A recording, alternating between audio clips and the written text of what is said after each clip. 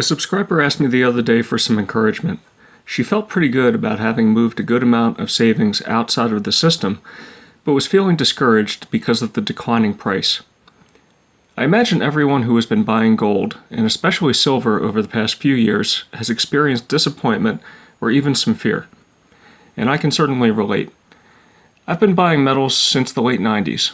The first few years were a trying time because I watched as the price of gold and silver dropped relative to my initial purchase prices while listening to my friends crow about the amazing wealth their stock holdings were generating for them.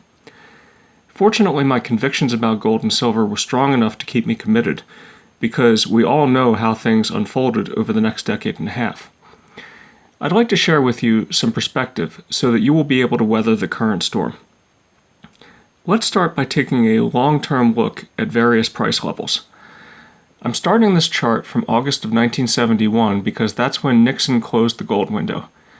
Now, I'm not doing this to cherry-pick the data. I'm just picking what I think is the most logical starting point, and I'll discuss different starting points in a moment. What you can see by examining this chart is that gold, silver, and the general level of the stock market have climbed in fits and starts over the past 45 or so years.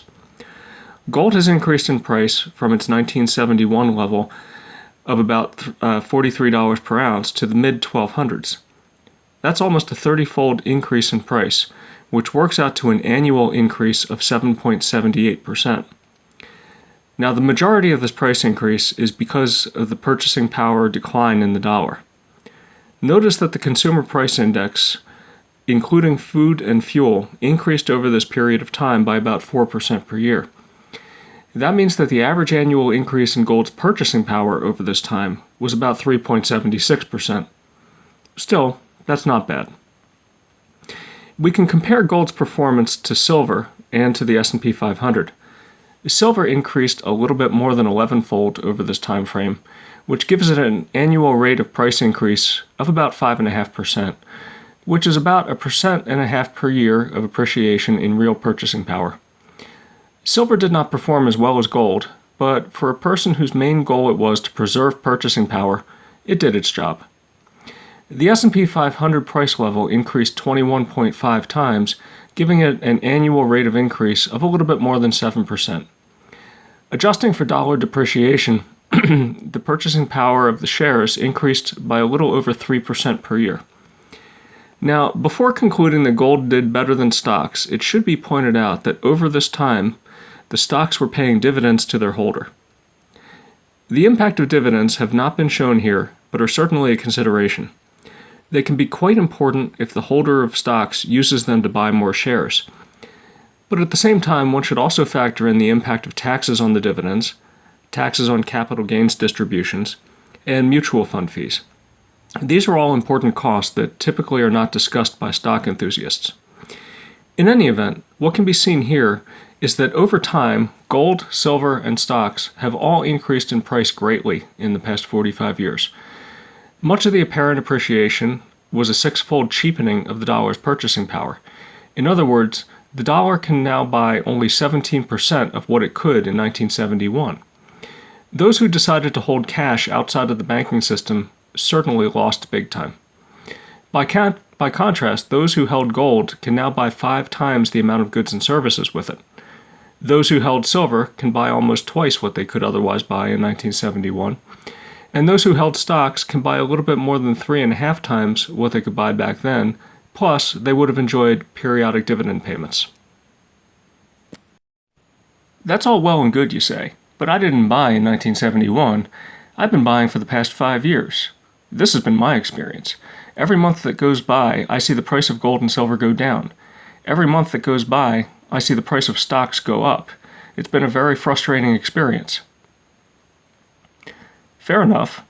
I can't argue against the fact that metals prices have been declining, and it's probably a little comfort to you for me to tell you that I'm not worried myself. I could tell you that in order to recapitalize the world, gold would have to be at least 6 times higher than it is now, and probably 12 times higher. But that does little to change the fact that what you can sell it for now is less than what you could sell it for a few years ago. What I can do is give you some perspective so that you can feel better about these price declines. I can also give you a tool to use that will help you to smooth things out, if only for the sake of your sanity. Let's start by asking ourselves what happened to the person who started buying gold at the absolute worst time in history. We'll go back to the year 1980, when the price of gold was at a record high. A person starting their metals accumulation program would have bought his or her first ounce of gold at a price of approximately $675. That was the highest monthly average in 1980. The actual peak price was in the mid-$800 range, but that was only an intraday spike. A person would have had to have had extremely bad fortune to have bought at that price, though I imagine many people did for fear of missing out on the strong price trend at the time. The person who bought at the monthly high of $675 per ounce would have waited a long time to get back to even in dollar terms. In fact, it wouldn't have been until November of 2006 when the average monthly price would have climbed back to $675 an ounce. That's a 26-year wait time. And in the meantime, our precious metal saver would have seen an average monthly price of $256 per ounce registered in the year 2000. That's a 62% decline in price over the span of 20 years. Now that's certainly a sobering thought. Imagine how the holder of gold must have felt during that time, especially while watching the stock market rocket to new highs. It would have been completely demoralizing. And this is a very good reason why a person should not buy out of fear of missing a price rise. Doing so almost guarantees a bad outcome. Of course, the worst case scenario would have been for the person who bought in 1980 to have given up and sold in the year 2000. This would be the only way to guarantee that the person wouldn't break even in dollar terms.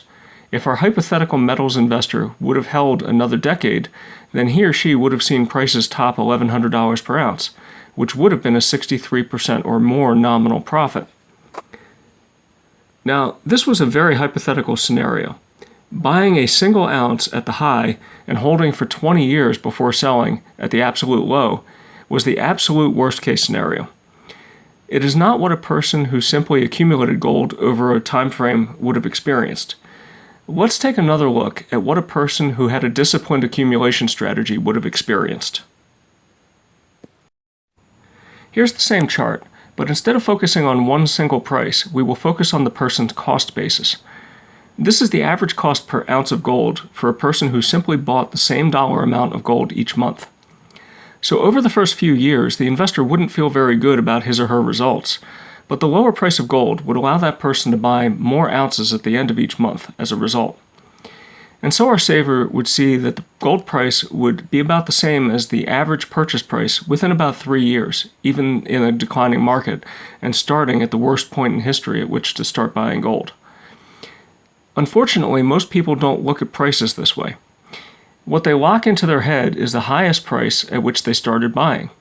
They forget that as the price declines, they're able to pick up more ounces for fewer dollars. And this is a very good thing for the person who wants to just save in gold. Lower prices are a good thing. It's funny how we love low prices when we're shopping for groceries or shopping for a car, but we hate them when it comes to a savings and investment plan. Let's look at things another way to demonstrate why maintaining a disciplined program of purchases is so important for achieving a satisfactory outcome. Let's stick with our notion that we're starting at the absolute worst time in history to begin buying gold. Though, let's compare two different approaches. In one, we have our unlucky saver who buys a lot of gold at the absolute worst time and simply holds as the market price declines. The other saver has a constant amount of surplus income to sock away in gold each and every month, and does so regardless of price. Notice that both start at 100% because at time zero, the value of gold is worth just what you paid for it. Minus costs, of course, but that's a topic that I've covered ad nauseum in many other videos.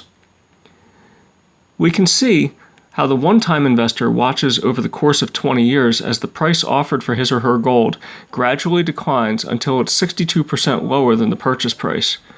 By contrast, the saver who bought every month sees that the total value of his or her holdings is generally within about 20% of his or her average cost.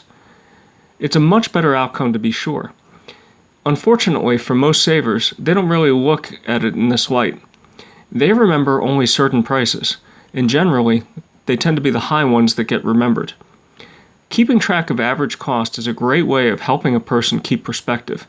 It also helps a person orient themselves in such a way as to actually enjoy price declines, much like I do. Every time I see the price decline, I think to myself that I just got a nice pay raise because I can buy more gold at the end of the month with my surplus earnings. But just so that you don't think that the disciplined purchases are all about averaging down so that you don't have to think about losses, let's focus on the right-hand side of this chart. You'll notice that at the peak in 2011, the one-time purchase of gold had increased to about 250% of the original purchase price, while the disciplined accumulation plan ended up with a market value that was 450% of the average cost basis. And this all assumed that the saver started buying at the very worst time in history to be buying gold. Thus we see the power of maintaining composure when prices decline. Buying at lower prices provides the opportunity of larger gains later. And this should come as no surprise to anyone. But what might appear to be common sense is very difficult to apply when you let price movements mess with your head.